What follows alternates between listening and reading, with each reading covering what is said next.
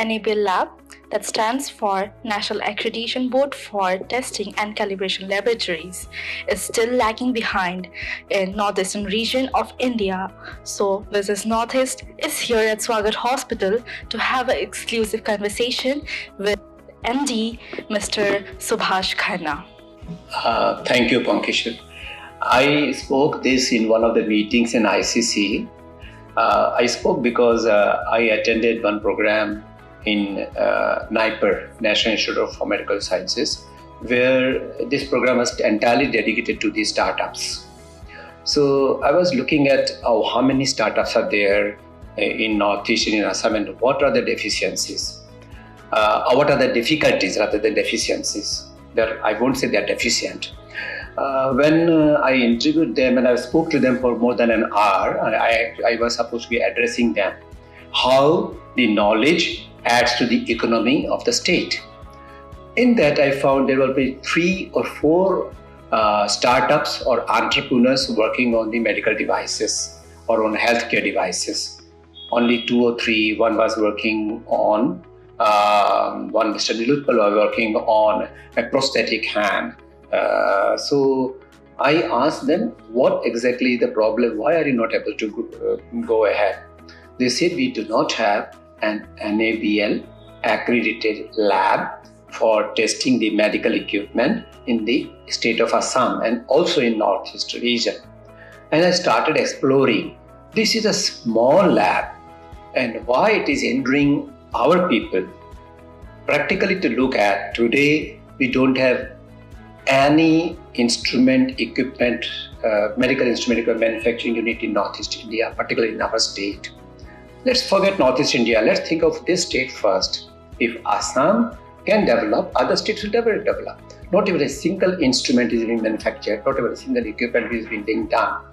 The only block is we don't have an NABL lab. So that's how I started working on that. Now today, if you look at NABL lab, they are in other departments, but not in healthcare, not in this thing. I think biochemicals, they have some labs. At present, there is only one lab probably in CPET, they call it, in its plastic industry where the plastic are tested. And one is in Silchar on regarding some metals, but no lab, NABL lab as such in our state, which is a basic need if you have to develop any medical device and test any device before you make it proper, make it usable for human use. You have to pass through an NABL lab.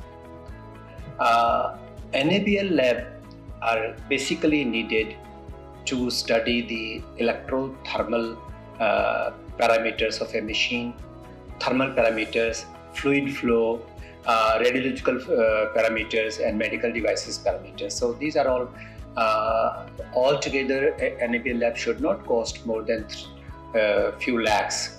But if our entrepreneurs or our startups try to develop a device, if they have to send for testing in NABL lab, I'm told they pay nearly 3 lakhs for one testing. So the role of NABL lab is to certify after proper calibration of the machine, its fitness, its parameters are suitable for human use or not. Thank you. It is a very nice question. We have seen the role of entrepreneurs during COVID times. Even local entrepreneurs who are working and try to develop small oximeters which you could use at home, some devices, ultraviolet radiation protectors which could protect you.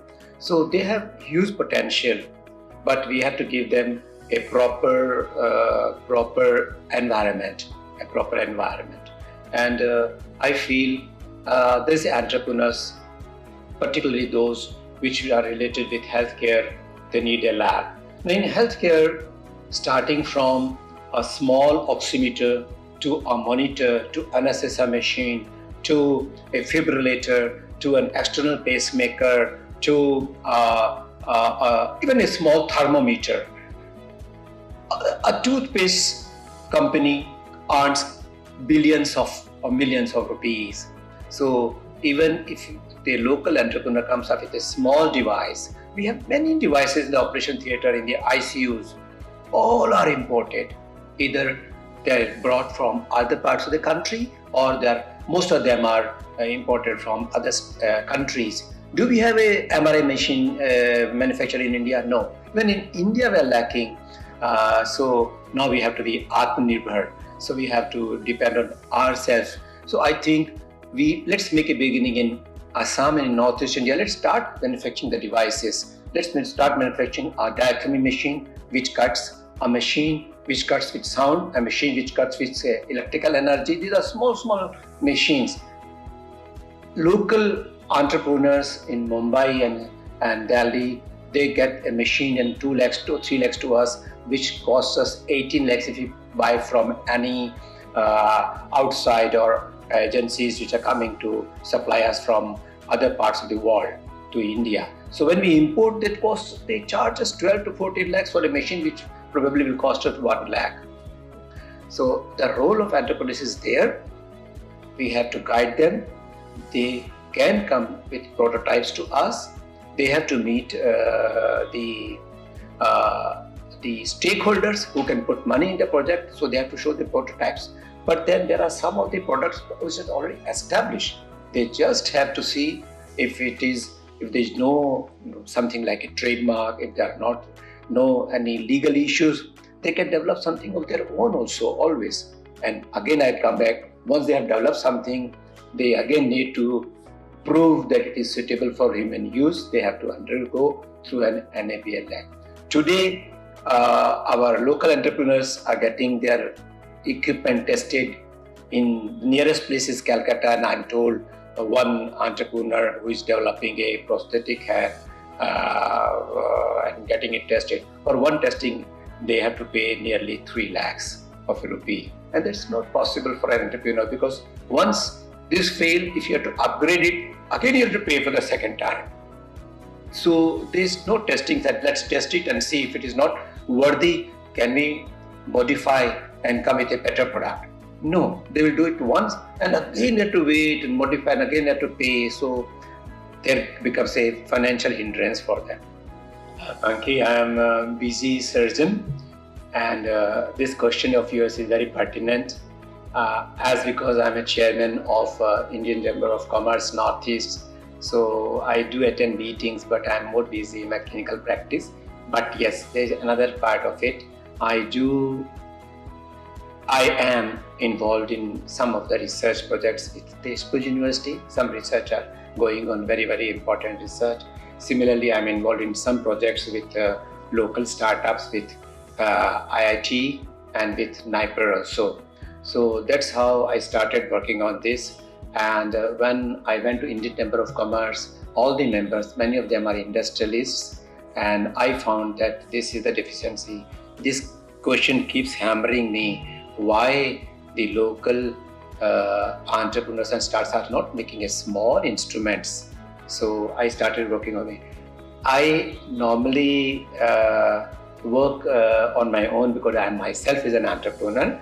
So this time, as myself, as Professor Subhash Khanna, I don't think I'll be writing because I'm a surgeon. What I have to do with NABL labs. But as a chairman of the healthcare committee of ICC, I'll take it forward to the ICC, to the government, or to the IIT, because they already have a lab, but this is not NABL-accredited. At least one of these, if can be done, I'll be very glad, and at least our local startups will be able to take a lot of benefit out of it. I feel the startups and the research scientists are working in the labs. Clinicians, healthcare workers are working with the patients. What they are developing and what we need, there is a small disassociation that truly it is not understood. When I want something to be developed, I usually invite my research scientists, come to the operation theatre, see what I need, and please develop a prototype of this. So I need, right now, there has to have a combined meeting, startups. It can be done in IIT, it can be done in NIPER, it can be done in any other, with the research-oriented clinicians, healthcare workers, and with the members of Chamber of Commerce, we will say probable financiers, and with government officials also sitting there, so officers from the health department. If we can bring all these together, I think this is the future for our state and the region. If I can organize a meeting of 10 startups to start with, coming with 10 different prototypes. It may be a small nanotechnology prototype, it may be a small capsule which can go inside and take a photograph of inside, which can be anything. If I can have 10 prototypes presented to the government, the industries who can put money, or the probable financiers, and the clinicians who are going to use the product, I think that will be a beginning of the success story of the startups. I think that should be done immediately. If not me, by someone should take that initiative.